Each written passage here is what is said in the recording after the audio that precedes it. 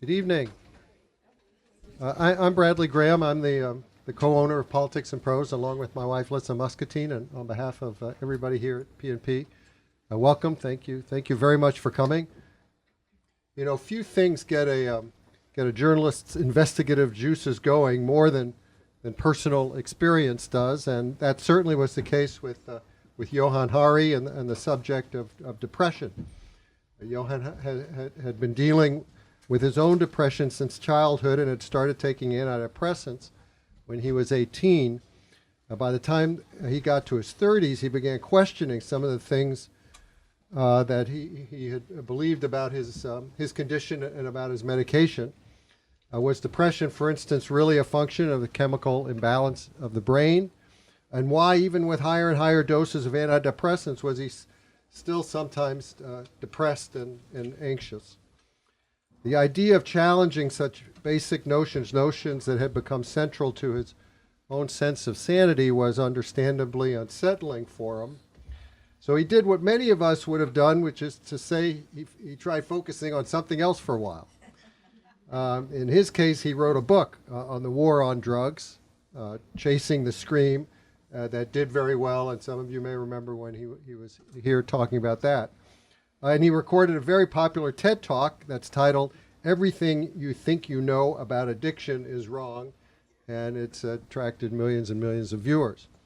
But alas, these projects still left Johann wondering about his own state of mind. So finally, several years ago, he set off on a journey that ended taking him more than 40,000 miles and led to more than 200 interviews around the world with social scientists and people who suffer depression and anxiety. And the result is his new book, Lost Connections, in which he disputes the chemical imbalance theory and instead attributes depression to a number of external factors, among them loneliness, work-based dissatisfaction, and our consumer culture. Factors that have more to do with how we live than with the chemical levels in our brain. And as alternative treatments, he reports on efforts that have relied not so much on medication, but on things like meaningful work, community projects, and social interaction. Now, Johann takes pains to document his research and to show his methods, mindful of the trouble that he brought on himself back in 2011 when it was revealed that as a newspaper columnist for The Independent, he had misrepresented quotes from some people cited in his pieces. The back of Lost Connections contains extensive notes and links to websites, journals, and books that were consulted, and his interview recordings have been made available online. Clearly, Johann's arguments are provocative, but he makes a compelling case that depression and anxiety are symptomatic not of a chemical balance or imbalance in our minds, but rather a sort of social and spiritual imbalance in our lives. No less an authority on depression than Hillary Clinton recently wrote Johann a note extolling the book. She called it wonderful and incisive, and I think you'll soon be seeing that as a blurb out about this book. Johann, we're very fortunate. Also, he'll be in conversation here this evening with Andrew Sullivan, former editor of the New Republic, pioneering daily dish blogger, author or editor of 6 books, and one of the most influential political writers of his generation. These days, Andrew is writing for New York Magazine. The two of them, Andrew and Johann, are friends. So anyway, ladies and gentlemen, please join me in welcoming Johann Hari and Andrew Sullivan.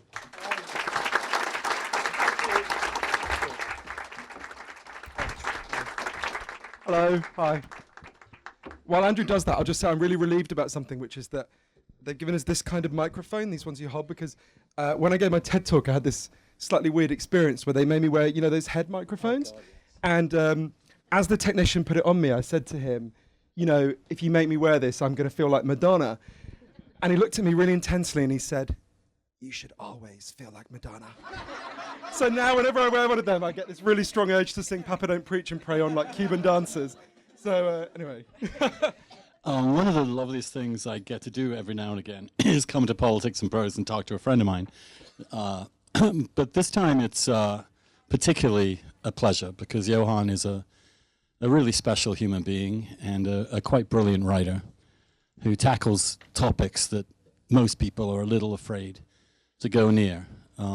Those of you who read Chasing the Scream will know that it's a completely devastating overview of the war on drugs and, to my mind, one of the most persuasive books against prohibition that we have.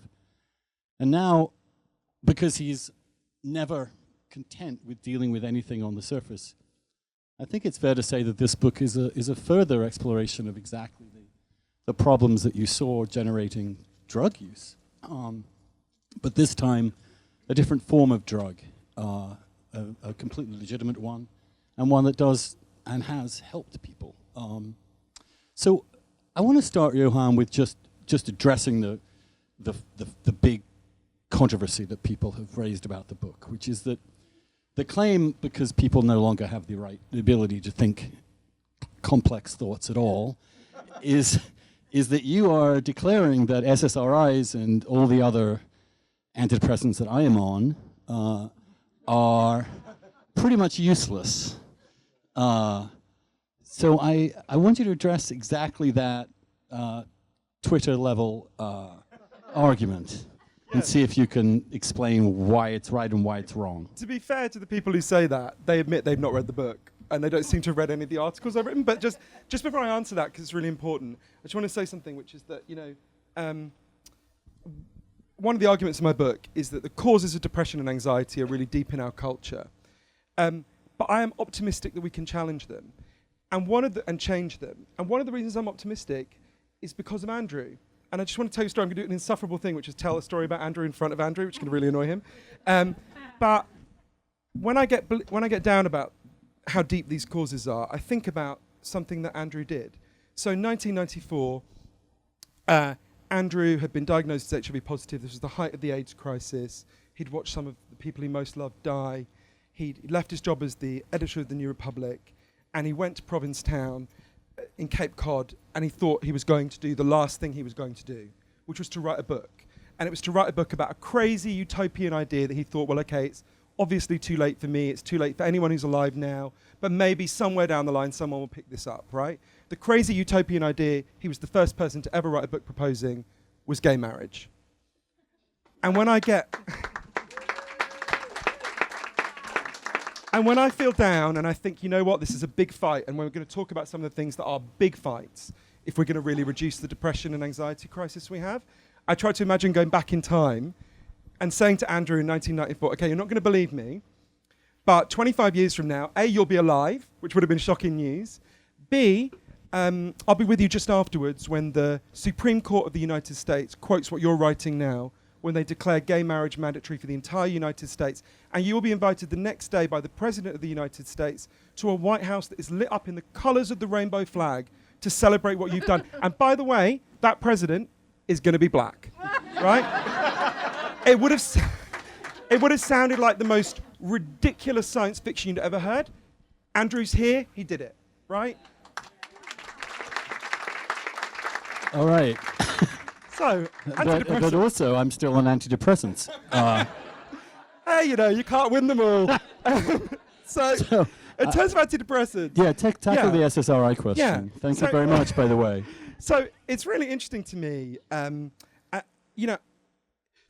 I wanted to understand this for a very personal reason, right? There were these two mysteries that were kind of hanging over me. One is, why was I still depressed? As you heard in the intro, I'd gone to my doctor when I was a teenager. I'd explained that I had this feeling like pain was kind of bleeding out of me. I was very ashamed of it. I was very embarrassed by it. And my doctor told me a story. He said, well, we know why you feel this way. There's a chemical called serotonin in people's brains. Some people naturally lack it. You're one of them. We'll give you these drugs. They'll make you feel better. And when I started taking the drugs, I felt a really significant boost. And then within a few months, the sense of pain came back. I went back to the doctor. He gave me a higher dose. Again, I felt better. Again, the pain came back. I was in that cycle until I was taking the maximum possible dose for 13 years, and at the end of it, I still felt terrible, right? And I was really afraid to look into this, because when you have a story about your pain, even when that story doesn't work very well, it's like putting a leash on a wild animal, right? At least you know where it is. And changing that story feels like you're taking it off. The bigger mystery and the much more important one was I was thinking, why are there so many other people who are so distressed, right? Why are 1 in 5 Americans taking a psychiatric drug in their lifetime? Why are 1 in 4 middle-aged women in the United States taking an antidepressant in any given year?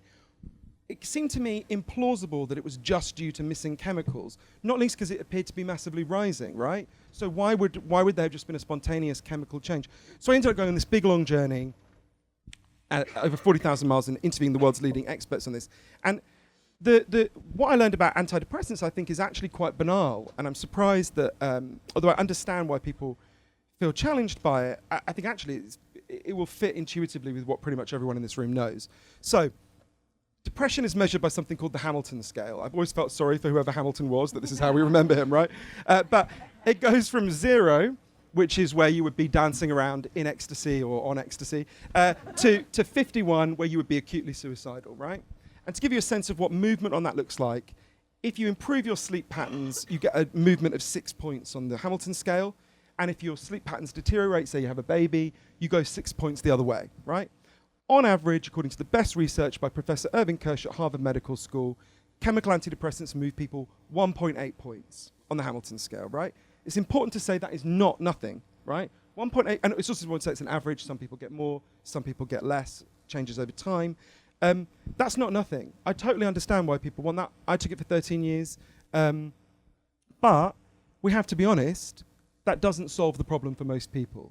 It gives some relief, which has value. It also gives you a lot of side effects, which may outweigh that positive effect for some people, not everyone, but doesn't solve the problem.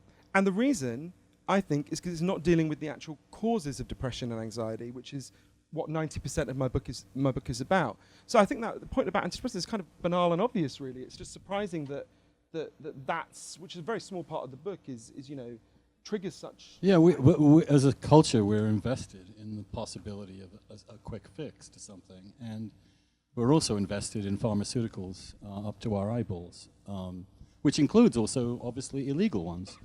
There's a reason 2 million people in this country are on some sort of opioid. And Andrew's written an amazing essay about this, which is coming out soon, which I'm the only person in this room who's read, so I feel like a smug... He's such a PR agent for me. Anyway, so what are those causes? Yeah. I mean, let's tick them off. And one of the things that you talk about in the book rather movingly is loneliness. Yeah. The British government has just, hasn't they set up a branch of the government to study and tackle loneliness? Why in this age when we're all so connected, when in some ways we have so few obstacles to getting in touch with other people, are we yet so alone? So several aspects of that, and you mentioned, so the World Health Organization, so the leading medical body in the world, says mental health is produced socially. It's a social indicator. It needs social solutions as well as individual solutions, right? So there are biological factors that can make you more sensitive to these problems, like your genes, but they don't cause the problems. So it's important to say this isn't like some fringe medical position. This is the position of the main medical body in the world. And this is not just sadness, right? Exactly. This is something more profound than that. So there's a continuum, and one of the things I used to say, which I no longer say because it's not true, is depression and unhappiness are just completely different things. And I totally understand why I said that, because it's like when you're depressed, it's extremely irritating how people try to cheer you up in a kind of standard way. In the same way that falling off a cliff is not the same thing as falling over in the street, they're different things, but they're on a continuum. Unhappiness and depression are on a continuum. The things that are making some of us very depressed are making most of us unhappy to some degree. So I learned that there are these 9 causes of depression and anxiety that I could find scientific evidence for. 2 of them are biological, and 7 are factors in the way we live, some of which, not all, have massively increased. So loneliness is a very good example of one that's hugely increased. It's an amazing study that just asks Americans, how many close friends do you have who you could turn to in a crisis? And when they started doing it years ago, the most common answer was 5. Today, the most common answer, it's not the average, but the most common answer is none. Right? That's pretty startling. And I spent a lot of time interviewing Professor John Cassiopo at the University of Chicago, leading expert on loneliness. And he explained to me, think about the circumstances where we evolved, right? The reason why any of us are alive is because our ancestors on the savannas of Africa were incredibly good at one thing. They were really good at banding together in tribes, right? They weren't bigger than the beasts they took down. They were much better at cooperating. Every instinct human beings have is to live in a tribe. Just like bees need a hive, humans need a tribe. And yet, we are the first human beings ever to try to live without a tribe, right? And you think about where we evolved. If you were separated from the tribe, you were anxious and depressed for a really good reason. You were about to be eaten, right? That impulse is still there, right? All of our physical responses when we feel lonely are to be profoundly stressed, anxious, and depressed. And what I was interested in was, well, what's an antidepressant for that, right? Because I think what we need to do, I want to expand the menu of antidepressants. Chemical antidepressants should 100% remain on the menu. We need lots more things to deal with our depression and anxiety. And so one of the heroes of Lost Connections is this amazing doctor I got to know called Sam Everington in East London, where I lived for a long time. So Sam was really uncomfortable because loads of patients were coming to him depressed and anxious. And he had been told in his training, even though he knew the science didn't say this, to just tell people they had a chemical imbalance in their brains and just drug them, right? And like me, he's not opposed to the drugs, but he just thought this isn't enough. He listened to their lives and he thought your pain makes sense. I understand why you feel this way. So loneliness was a big factor. So he decided to try a different approach.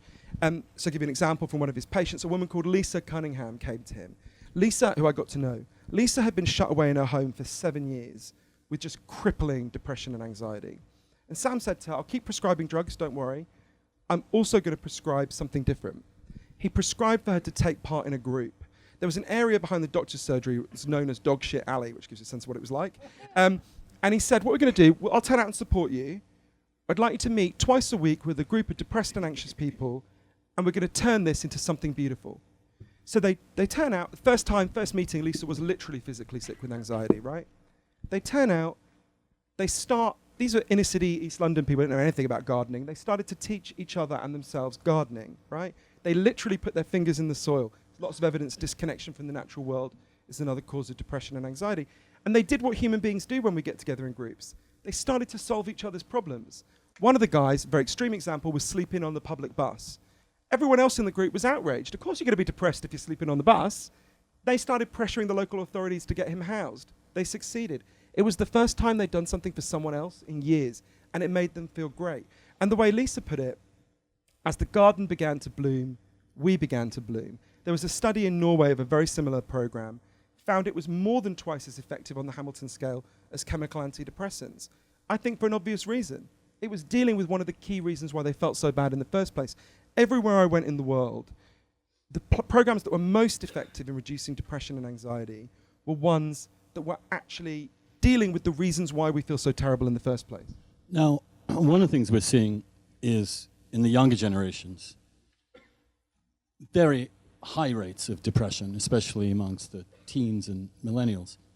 To what extent has social media really spawned deeper and wider depression? So I wanted to understand this. I actually thought of you when I was there.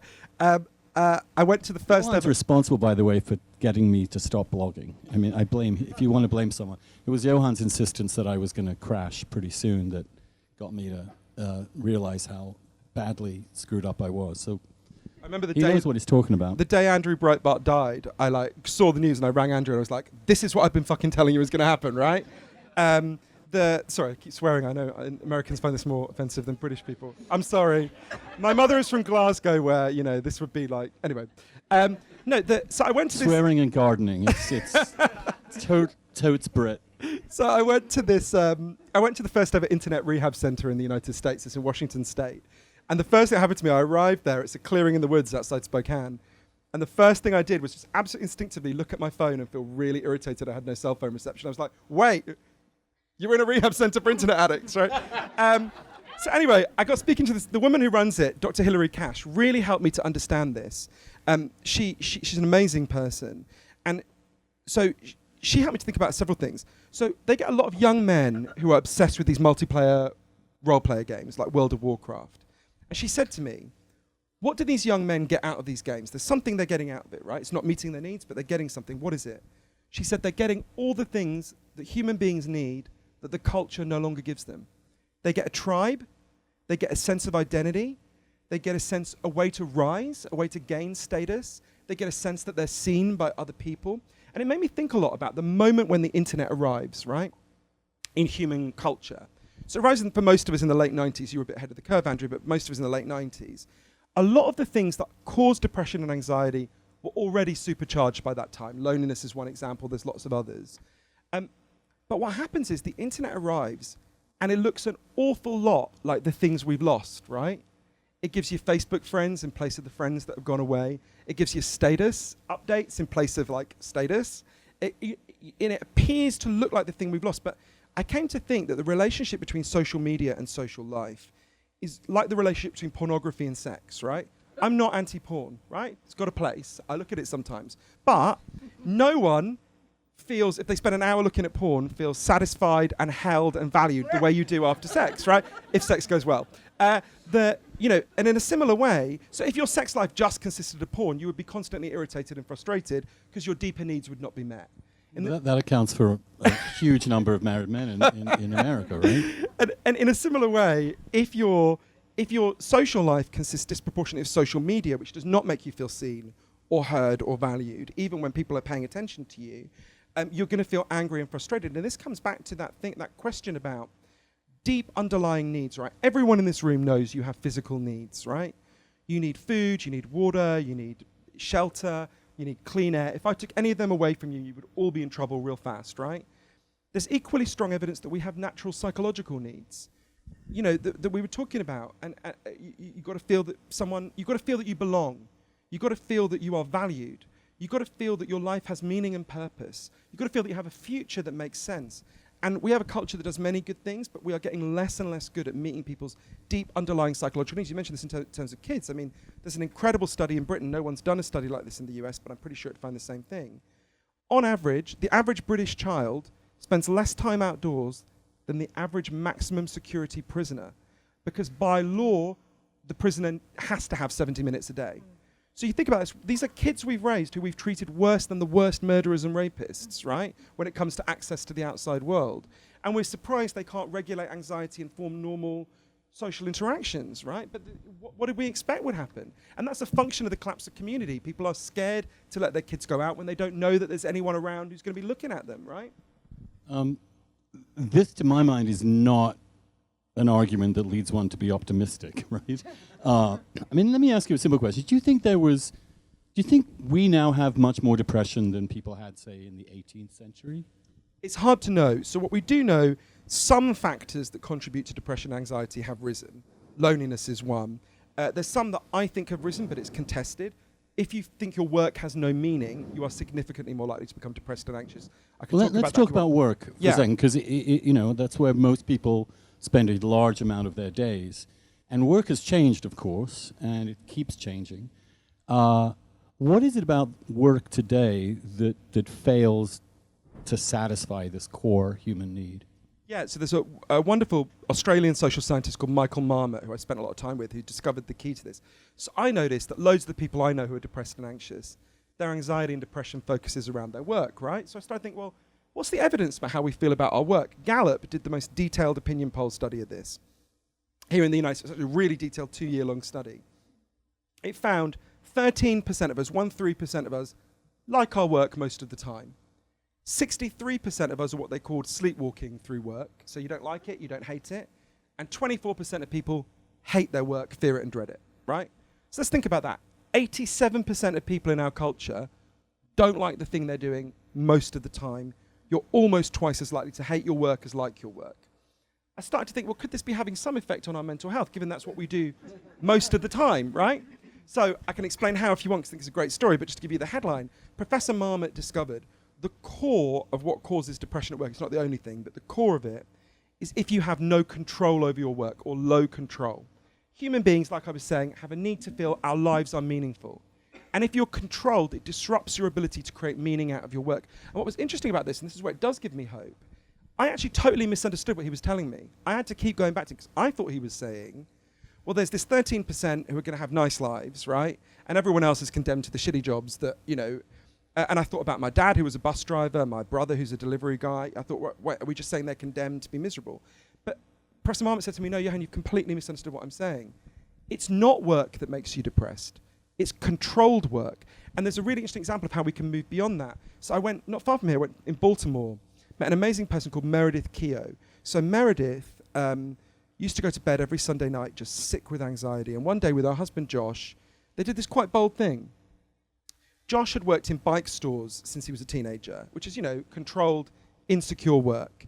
And one day Josh and the other people who worked in this bike store just said to themselves, what does our boss actually do? Right? They didn't hate their boss, they liked him actually as a person.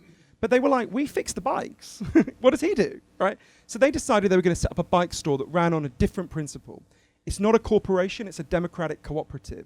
They take all the big decisions together, they're all the boss, they vote, they share the profits, they share out the good tasks and the crappy tasks, so no one gets stuck with just the crappy tasks. And what's so fascinating is how many of them and other democratic cooperatives I spoke to, totally in line with Professor Marmot's research, talked about how they felt depressed and anxious in this previous way of working and did not feel depressed and anxious now. Now it's important to say, they didn't quit their jobs fixing bikes and go and become like Beyonce's backing singers, right? They fixed bikes before, they fix bikes now. But think about how many people you know who are depressed, who if they knew that tomorrow they were going into a workplace that they controlled with their colleagues, where they set the priorities, where if there has to be a boss, he's accountable to them and elected by them. That's a very different way of living to the alienation and humiliation we have now. And as Josh said to me, there's no reason why any business should be run as a corporation rather than a democratic cooperative. Study at Cornell University found more democratic businesses grow 4 times faster. This is an anti-capitalist argument. These corporations compete in the marketplace. That bike store, Baltimore Bicycle Works, competes on the marketplace. It does really well. It's just what is the unit that should be competing in the market? It's one that should give people back control. There's a reason why Trump and Brexit and all these disastrous campaigns can talk so powerfully about giving people back control, right? The Brexit slogan was take back control. Now, the lie was that the people who took the control away from you were the European Union, obviously, but you can see why that resonates with people because people's experience in this culture is of being controlled almost all the time. But wasn't that always, why is that worse now? I mean, to some extent, there's a much more sort of a gig economy in which people are kind of making profits for themselves. They are generating their own entrepreneurship. I mean, I think of Uber drivers or Lyft drivers as the sort of a new kind of class. Now, they are, in some ways, drones in this big machine, but they do have some agency in that. Compared to a factory line job, don't people today have slightly more control, or is there something about the kind of work that we're now doing that has made us feel more abandoned or less connected? So meaningful work is one of the factors where we don't know if it's gone up or down. We don't have good research from the past. So the truth is we don't know. My hunch, which is, I don't say with anything like the confidence I say a lot of the things in the book, is that it probably, the experience of just email and being constantly on phones has probably increased people's sense of being controlled and monitored. We don't know. But we do know, Uber is an interesting example because I think most people's, this is going to sound like a weird example, but I think it's an interesting one that I thought about a lot when I was traveling through the states that elected President Trump. So in Canada, First Nations people, what we would call Native Americans, have extremely high levels of suicide. And a professor I interviewed, Professor Michael Chandler, did this really interesting research. There are 196 First Nations groups in Canada. And what he discovered is some of them have super high suicide rates and some have no suicides at all.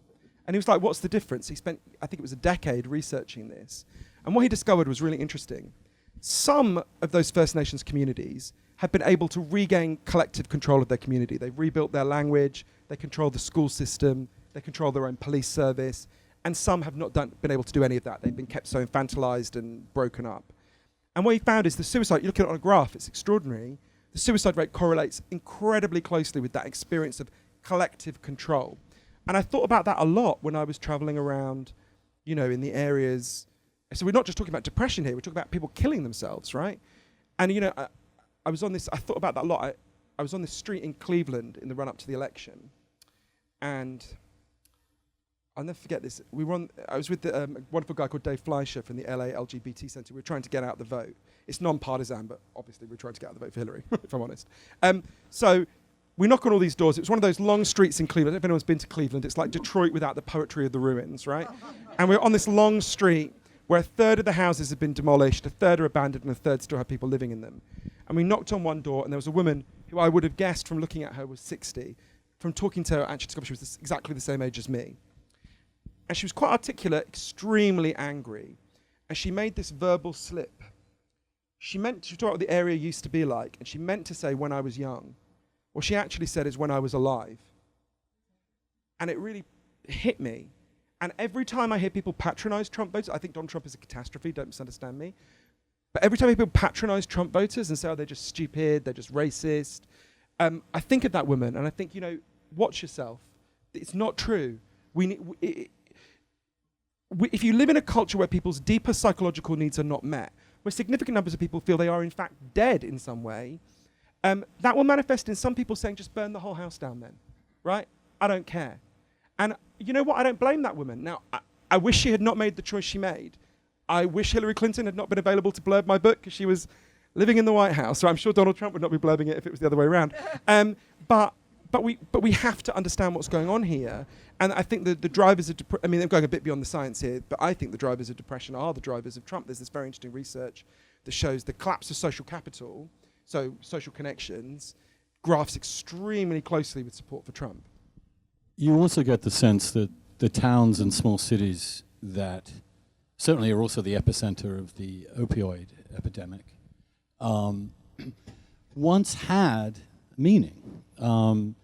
There was a town which had a big factory that, we, our little town, produced so many shoelaces in the world, or we made steel that went out in the world. This sense of identity. Also, one gets a sense that they don't really, as Ali Hochschild put it, feel like strangers in their own land. And there was, in those places, a real sense of community. I mean, in Dreamland, Sam Quignoni's brilliant book about the opioid epidemic takes Portsmouth, Ohio, and sees a really vibrant mid-century city, little town, which really made sense, and people were proud of where they lived. But something about the forces of globalization in particular, in which people feel completely without control, along with deindustrialization, of course, is much harder to invent meaning. But the other thing I want to suggest to you is that the decline of religion has something to do with this. Andrew's deliberately saying this to provoke me because so I'm an atheist, and one of the long-standing things we've been arguing about for about 15 years now is religion. But no, actually, Andrew has somewhat won me over to this. Not that I'm still an atheist, but I think, very interestingly, there's very good, robust research on this. The group with the lowest levels of depression in the United States, by a significant way, are the Amish. So I went and spent some time in an Amish community, which is really challenging for a gay lefty, right? And I have to say, although there's a lot I object to in the Amish, obviously, and I'm not suggesting we all convert, not just because I've recently rewatched Witness, they've got something we don't have. They have a very deep sense of communal connection. They have no inequality. The richest Amish is as rich as the poorest Amish. They have a very deep sense of meaning and purpose and connection. And it was very challenging. One of the guys, Lauren Beachy, who's a great guy, an Amish guy I got to know, said to me at one point, because they all have to live in our world, right? When they're 16, they have to go on Rumspringa, they have to live with us. It's why no one classes the Amish as a cult.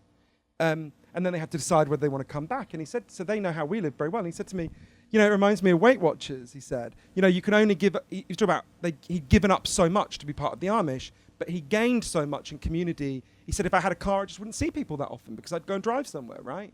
And he said, it's like Weight Watchers. You couldn't give up weight on your own, but in a group you can. And I said, wait, so are you saying the Amish is like Weight Watchers for the problems of Western civilization? And he said, that's exactly what I'm saying. And but in terms of answers... also saying that Western civilization is actually an error? I think that's going too far. The long course of human history, that the way we live now is so far away from the way human beings lived and were happy for close to 197,000 years, that in fact we're the victims of our own success, that we've created a modern society in which we've lost the core interactions and society and meaning that used to make people happy, and that liberal democracy in particular, which leaves an empty center at the heart of it. It doesn't want to, there's no established religion,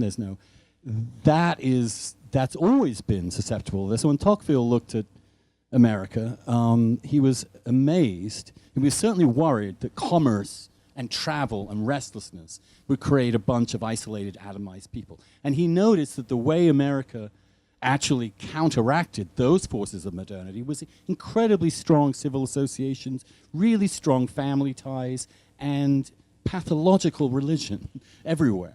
That was a counterbalance to this sort of acidic nature of what we might call liquid modernity, which is where we are. And those have gone, and with them gone, we're depressed or on drugs. But one of the reasons I'm not as pessimistic as that would make us sound is a few things. Firstly, I think the insights are very close to the surface that we're talking about, right? This is not like explaining quantum physics or Chomskyan linguistics to someone, right? You don't have to talk to people in a way. When I was writing the book, I kept thinking this is simultaneously quite radical and unbelievably banal, right? I'm saying to people, if your work is meaningless, if we stop someone on the street out there and say, hey, do you think if your work is meaningless, you're lonely, you think that life is about getting money and status, you're more likely to become depressed? They'll look like like we're an idiot, and they'll go, of course, right? And yet what we've done is, this is my main objection to the chemical imbalance story that we've been told about depression. It has divorced us from the reasons we feel this way. It's told us a narrative that has divorced us from understanding why we feel like this and seeking out the meaningful solutions. And there are lots of, and the one advantage of the catastrophe that we're living through at the moment is all the alarm bells are ringing, right? Donald Trump is the most powerful man in the world. The alarm bells could not be louder. And so I just wanted to name two things. I know we're going to be nice to take questions in a minute. I mean, two things that I think can give us some sense of hope about this. I was learning intellectually about a lot of these things, and there was a moment when it totally fell into place for me. I thought, I get this now. I went to interview an amazing South African psychiatrist called Derek Summerfield.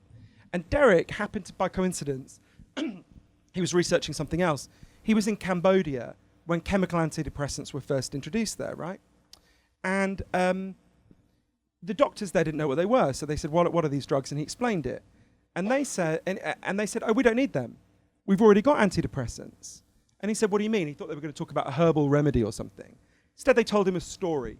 There was a rice farmer who worked in the fields who one day stood on a landmine.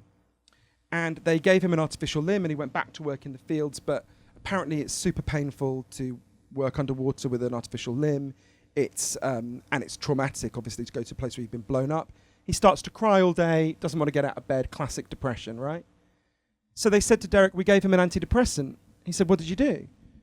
They said, well, they went and sat with him. They listened to him. They saw that his pain made sense. This is the most important thing I want to say to depressed and anxious people. Your pain makes sense, right? It's not an irrational pathology. You're not crazy. You're not a machine with broken parts. You're a human being with unmet needs.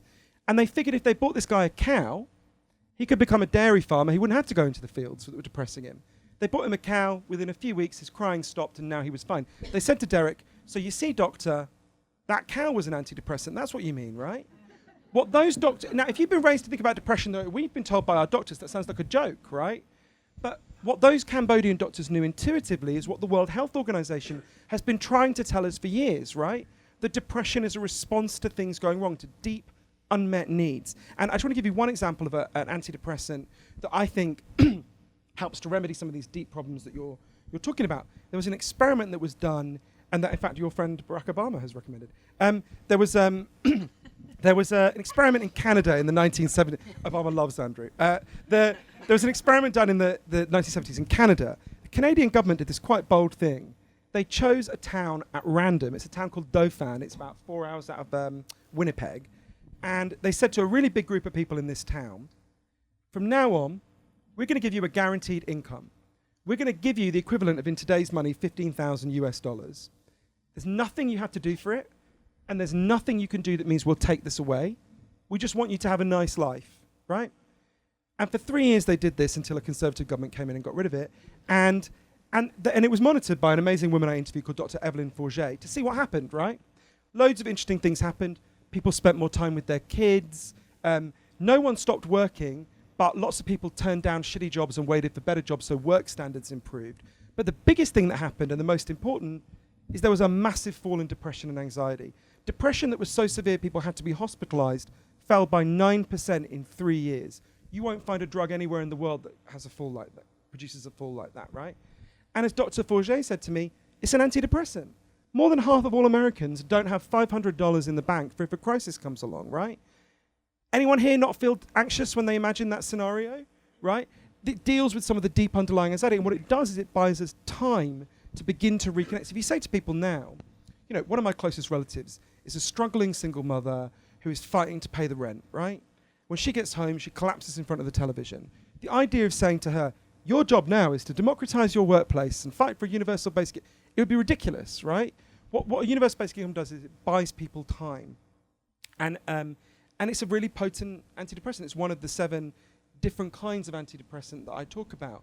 But I don't think we need to be hopeless and pessimistic, because I think the insights that lead to this change, firstly, if 1 in 5 of your fellow citizens are taking a psychiatric drug, it's very hard for anyone to deny something's gone terribly wrong. If the most powerful person in the world is Donald Trump, it's quite hard to deny something's gone terribly wrong.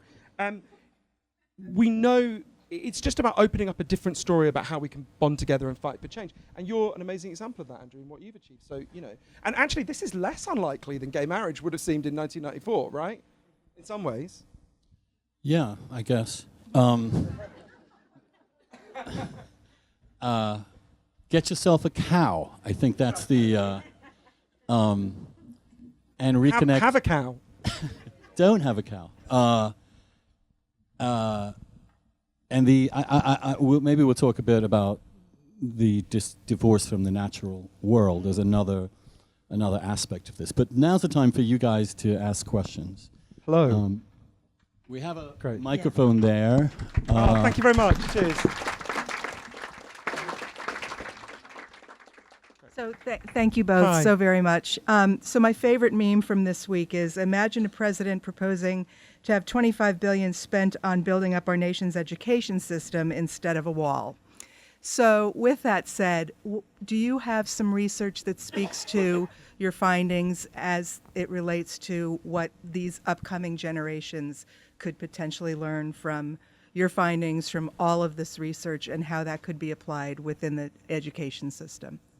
Thank you. Sure. I mean, I think our education system was built to prepare people to work in factories in the 1870s, right? There's this guy, Alfie Kohn, who says every school has 2 curricula. There's the kind of official curriculum where you learn like geography or whatever. And there's the hidden curricula, which is the things the school is teaching you to put up with. So our schools are designed to teach people to put up with boredom, sitting there and doing something you don't care about, tolerating it, shutting up, you know, that. And if we live in a society where 87% of people find their work, you know, don't like what they're doing at work, well, then a school system will have to prepare people for that. So I think rather than deadening our children, we should change how we live so that we don't have to have deadened adults. But at the moment, we have a school system that is, at some level, designed to deaden people, right? And kids rebel against it because it's awful. It's, you know, we've talked about this before, you know. So I think part of it is changing how the society functions, because then we'd be preparing humans. A free society will want free children that are prepared to live in a free society. A society where most of your waking life is spent deadened for 87% of people will have a school system that prepares people to be deadened, you know. Next. Oh, I'm sorry. hi. Hi, thanks so much. Thank you. First, I had a chance to check out your website, and I think it's incredibly cool that you posted the interviews, the Oh, thank audio you. recordings of the interviews on your site. And I listened to a handful, and I thought that was a great picture of the book.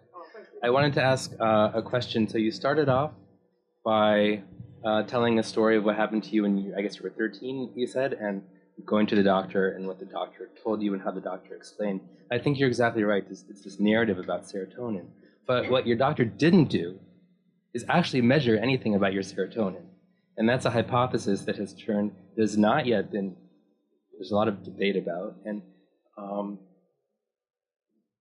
that said, you know, these treatments for some individuals do work really well. For others, they don't work well at all. And we need to find better treatments, and we need to be able to determine which treatments will work for which people. So, but that said, the question I want to ask is, we also know that a large number of people with depression and other mental health problems don't get treatment. And a lot of the barriers that you talked about that lead to depression also are barriers for treatment. And I wouldn't want a take-home message from the book to be dissuading people against treatment, because we know that that's a huge issue also to increase rates of access to treatment.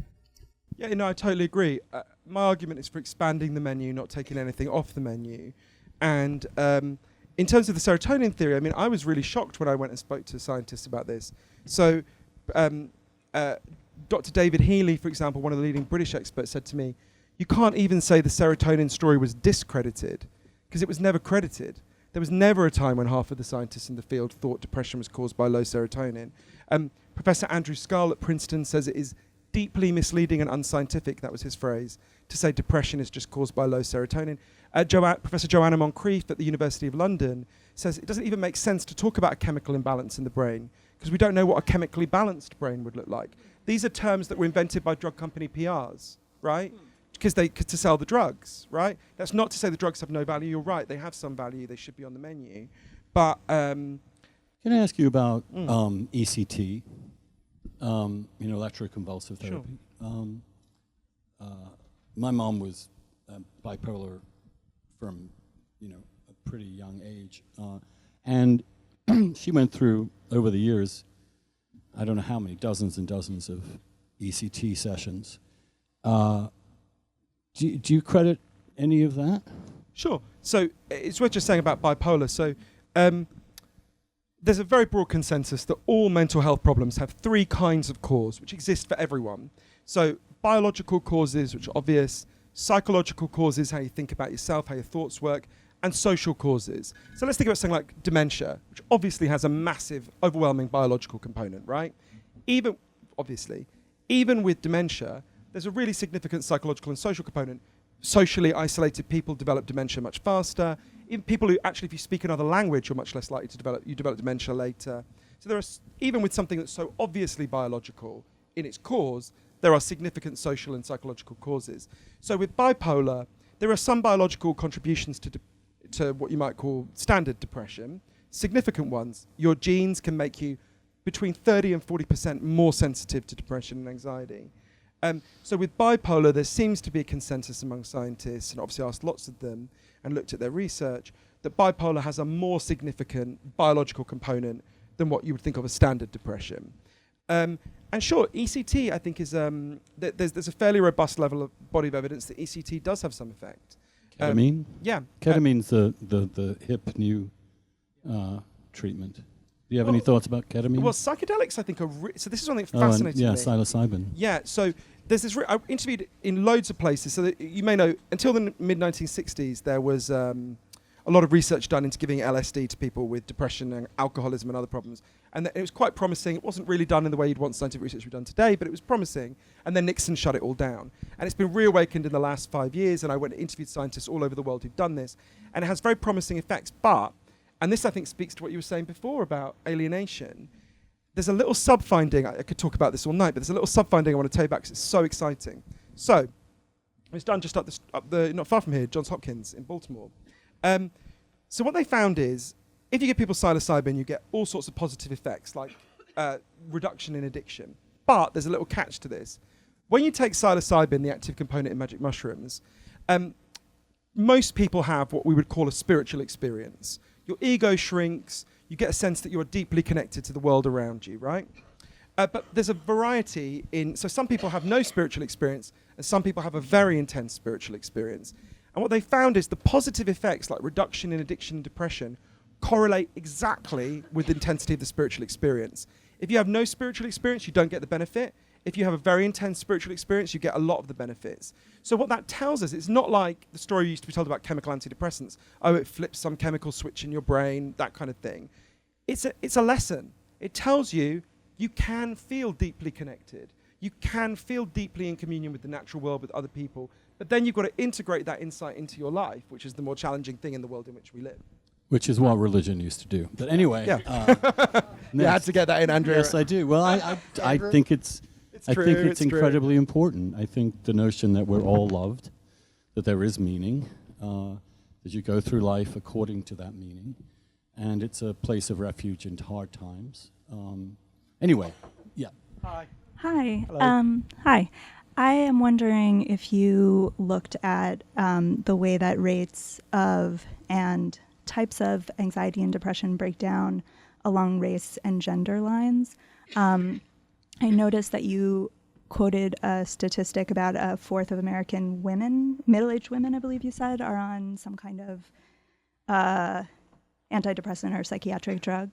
And I believe that women suffer from anxiety at higher rates than men do. And kind of related to that, I've been doing a lot of thinking about anxiety and anger.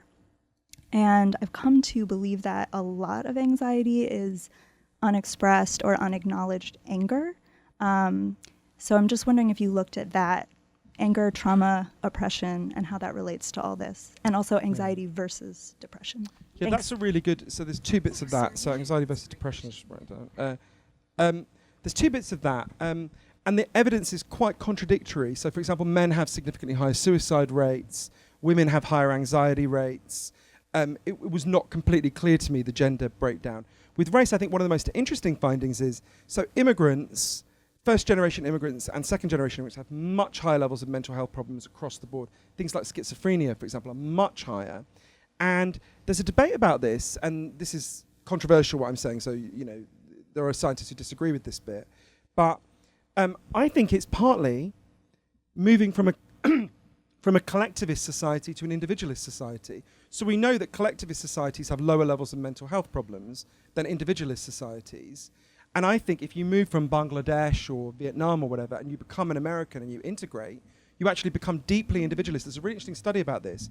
A woman called Dr. Brett Ford, who I interviewed in Berkeley, did a really interesting bit of research. They looked at, if any of you decided you were going to deliberately, consciously spend more of your time trying to be happier, would you actually become happier, right? And they did this research, she didn't do it in every country, but with her colleagues, in the United States, Russia, China, and Japan. And what they found was, in this country, if you try to make yourself happier, you do not become happier. But in the other countries, if you try to become happier, you do. And they were like, what's going on? They did more research. They figured out, in the United States, if we try to make ourselves happier, what we do is we do something for ourselves. You buy something, you try to get a promotion, you work harder, you show off on Instagram, whatever. We have an instinctively individualistic conception of happiness. In the other countries, most of the time, when you tried to make yourself happier, you did something for someone else.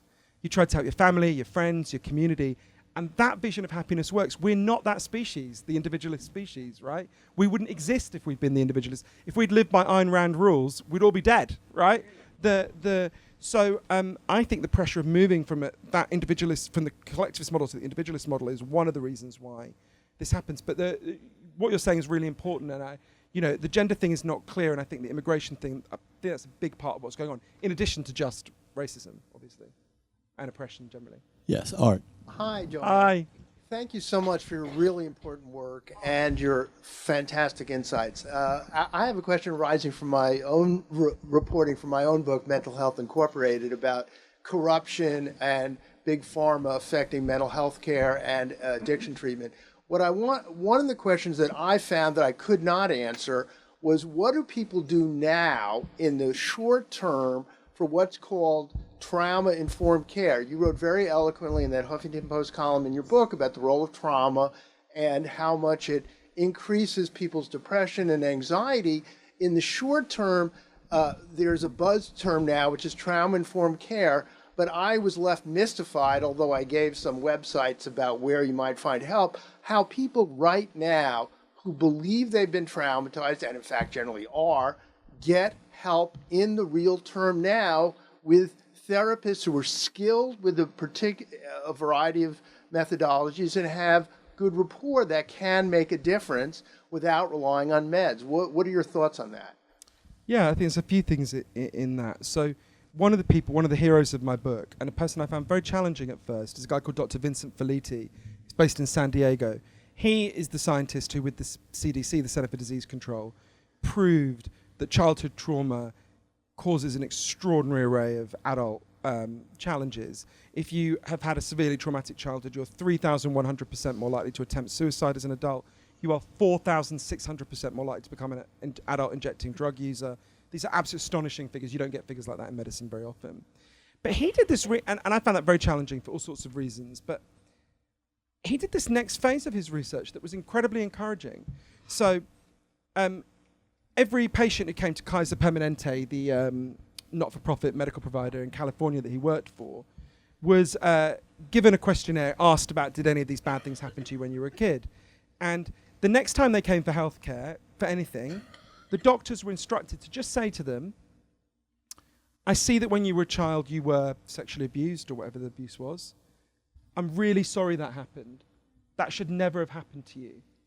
Would you like to talk about it? And a lot of people didn't want to talk about it, but a lot of people did. And at the end of it, they would then say, you can go and talk, I can refer you to a therapist if you want. What's incredible is just that 5-minute intervention of an authority figure saying, this should never have happened to you, led to a really significant reduction in depression and anxiety. The release of shame of being told, one elderly woman wrote to Vincent and said, I'm so glad you, I think she was in the 80s, I'm so glad you asked. She'd been sexually abused when she was a child. I thought I would die and no one would ever know.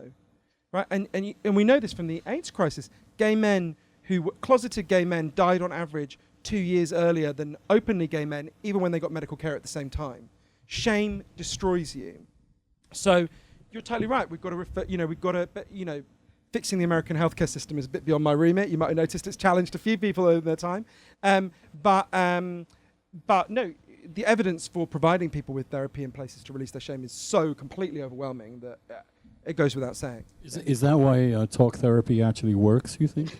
So it's difficult. I want to be precise about, and I promise I'll come to you in a second. I want to be precise about this because it's hard to prove the effectiveness of talk therapy because you can't give people a placebo therapist where they think they're getting therapy and they don't, right?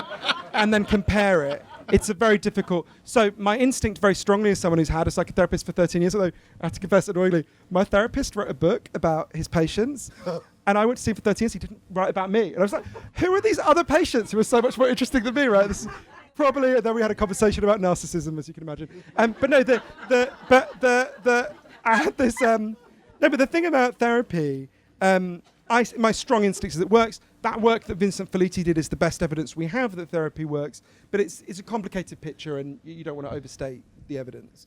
Yes. Hi. We have time for just two more. It's so wonderful to see you, and I just want to be honest and say that I have not read your book because I saw it. I saw your wonderful article yesterday.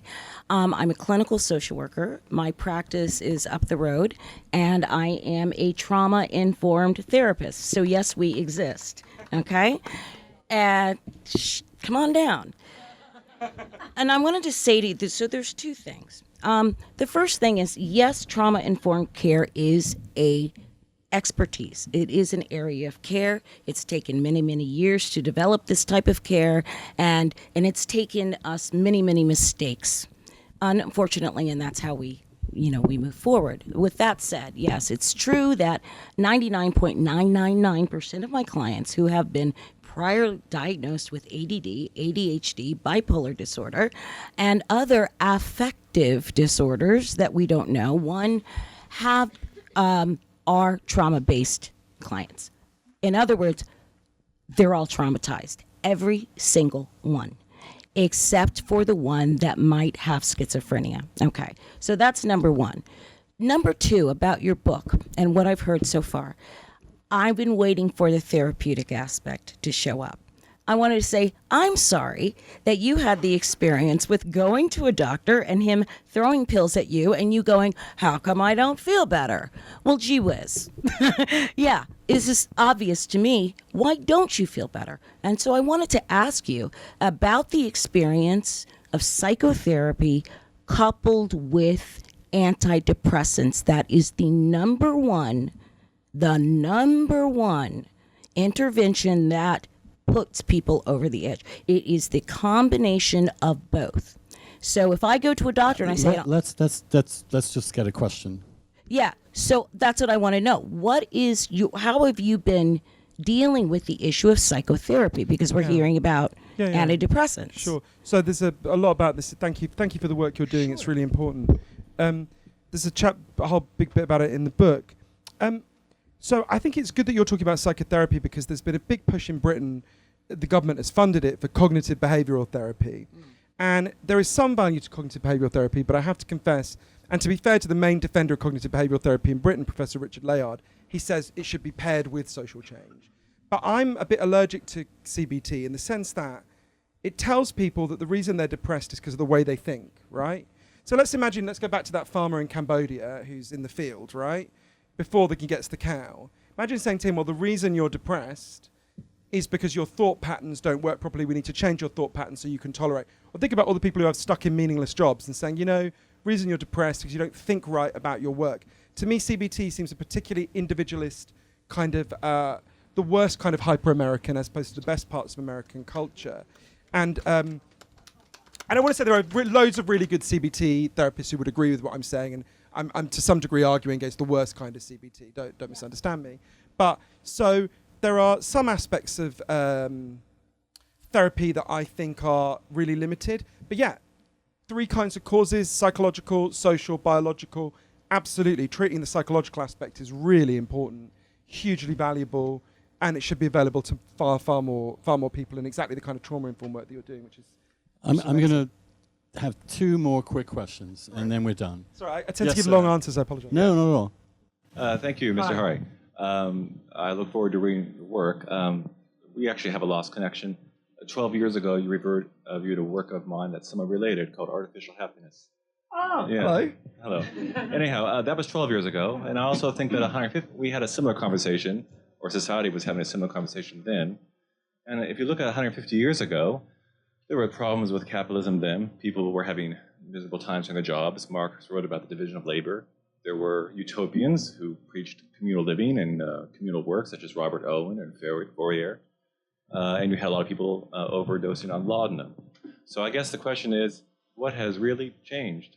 Is this simply a problem that is endemic and chronic in Western society for at least the last 200 years? Even the framework is. Yeah, thank you. Your book is really good. I remember it. So thank you for that. I don't want to be so pessimistic. Loads of things are better. Think about, we would be in prison 80 years ago, me and Andrew, right? So I don't want to, and all you women out there wouldn't be allowed to have bank accounts, right? So I don't want to be either falsely golden ageist about the past or overly pessimistic about the present. There's loads of good things about the present.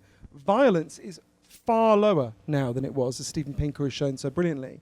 So there are plenty of things that made people feel terrible in the past that are reduced now. So I wouldn't want to overdo the pessimism. There are some significant factors which document obviously in the book, which make us feel terrible, which have significantly increased. So I think it's a mixed picture. And I'll just mention, actually, because Andrew asked me about it, one example that has massively increased, which is disconnection from the natural world. The state prison in Michigan, not by design, by accident, one bit of it looks out over lovely green fields and trees and lush greenery, and one part of it looks out over concrete. Fascinating study found, it was completely random where you ended up. It's in the prison. People who looked out over greenery were 23% less likely to develop mental health problems than the people who looked out over concrete. We are a species that evolved in a habitat, right? In zoos, if you take a parrot away from its habitat, it will start ripping out its feathers. A horse will start obsessively swaying. An elephant will grind its tusks down to nothing, and actually till they're bloody stumps, right? Animals deprived of their habitat often go crazy. We are deprived of the habitat we evolved in, most of us, most of the time. And I think that's a significant factor in why we're depressed. So that would be an example that has really significantly increased in my grandparents lived in a mountain in Switzerland that, plenty of drawbacks to that. But believe me, go to Switzerland, you'll understand what I mean. But nonetheless, they were in the natural world all the time, One last question from you, ma'am. Hello. Thank you so much, and I'll try to keep it short since we're over 8 o'clock. Love it, love it, love it. The pendulum keeps swinging, and we needed it to swing in the direction in terms of thinking about depression and malaise. I'm a passionate psychotherapist in a federally qualified health center. So I have a huge social justice component, meaning I wouldn't be anywhere else. I agree with you. All these societal changes, nature, communities, all of it would make less depressed people. What my question is this: our way of being able to help people right now is hooked to the fee-for-service billable model, right? So I could get some grants to do some really cool, innovative stuff, and I'm glad people do that, and then the grant runs out, and blah, blah, blah, blah. So I have something I've been musing on for a while now, and your words might help. I find that I could think of any array of clients right now, okay? Some really, really sincere, wonderful bonding relationship for a year, and there's horrible things that have happened, and they're talking about it. They go on the med, and it picks up the floor, and then they're able to connect with people in a new way. So meds work. Relationships work. What I'm thinking about now is after people start to do healing and they start to feel some of that gratitude that you feel when you got the right med and the right psychotherapy and things start to go a little better in your life, I'd love to see something around those people then coming together to kind of give back. And I know we all do that in individualistic ways. I feel better and I follow my bliss. But almost wondering if this system of mental health and mental health services can have a collective piece of it, not the individuals in therapy offices. And I'm wondering if there's an example of that. Does that make sense? Sure, and I think the great example is the addiction recovery movements, right? Where we have huge number, and there's some things to disagree with in those movements, but sure, I mean, we had a lot of addiction in my family, as I wrote about in my previous book, and the great thing about that is we do have a great energy about paying forward, the help that you were given. And I think we can learn a huge amount from that in all other spheres. Really and one of the things I learned from all the places I went is how much the struggle is the solution. Just coming together and fighting for something better in itself tells you, A, you're not crazy, right? It's not just you. And B, you then find community in the struggle, right? So I think I think you're totally right. And just to say, as a last thing, because I'm sure we're going to go in a second, I had a really weird experience at Politics and Prose the last time I was here for my last book, it was lovely, really nice experience, audience were really nice.